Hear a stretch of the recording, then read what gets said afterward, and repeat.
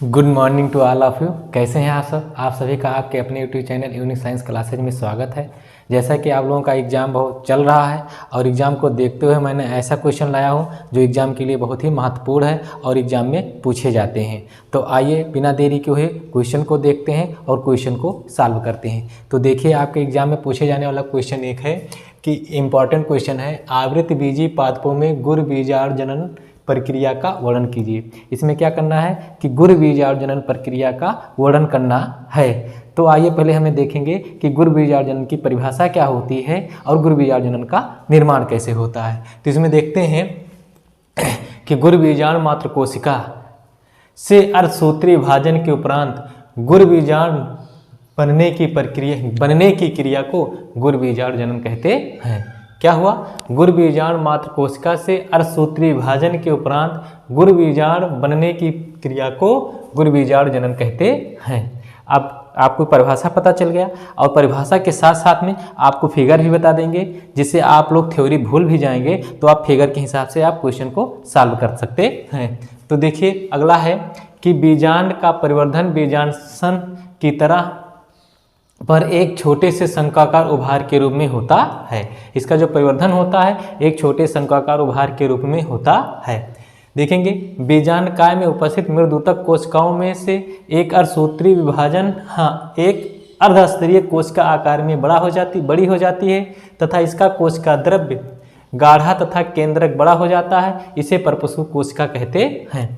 जैसे आप देख रहे हैं, यहाँ पर एक फिगर बना हुआ है। यह एक बीजांड काय की संरचना है और इसमें जो भी ये छोटी छोटी संरचनाएं कोशिकाएं दिखाई पड़ रही हैं, ये मृदूतक कोशिकाएं हैं। कौन सी कोशिकाएं हैं? मृदूतक कोशिकाएं हैं। ये मृदूतक कोशिकाओं में क्या होता है, आपको यहाँ बताया गया है कि बीजांडकाय में उपस्थित मृदूतक कोशिकाओं में से एक अर्धस्तरीय कोशिका आकार में क्या हो जाती है? बड़े हो जाती है। यहाँ पर आप देख रहे हैं कि एक अर्धस्तरीय कोशिका आकार में क्या हो गई है? बड़ी हो गई है। क्या हो गई? कोशिका आकार में बड़ी हो जाती है तथा इसका कोशिका द्रव्य गाढ़ा हो जाता है। इसका कोशिका द्रव्य क्या हो जाता है? गाढ़ा हो जाता है तथा केंद्रक बड़ा हो जाता है। केंद्रक क्या हो जाता है? बड़ा हो जाता है। इसे परपसु कोशिका कहते हैं। इसे क्या उनसी कोशिका कहते हैं? परपसु कोशिका कहते हैं। आगे देखेंगे, परपसु कोशिका समसूत्री विभाजन होता है।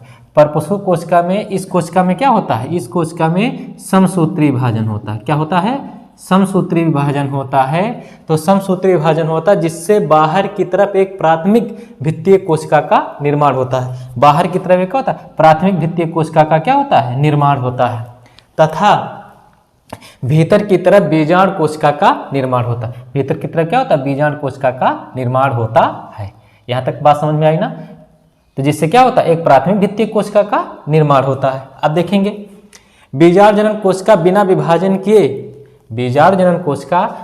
विभाजन किए गुर बीजाणु मात्र कोशिका की तरह कार्य करने लगता है। ये बिना विभाजन किए हुए क्या होता है? गुर बीजाणु मात्र कोशिका की तरह कार्य करने लगता है।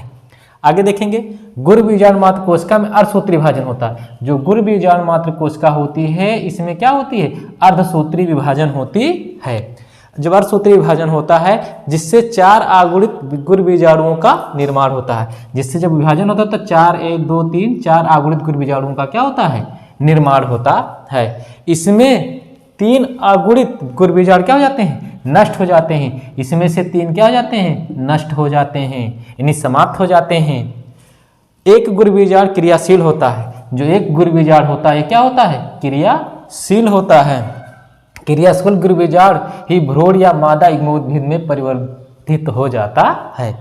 कितने में? यही एक जो क्रियाशील होता है यही भ्रूणकोश या मादा युग्मोद्भिद में परिवर्तित हो जाता है।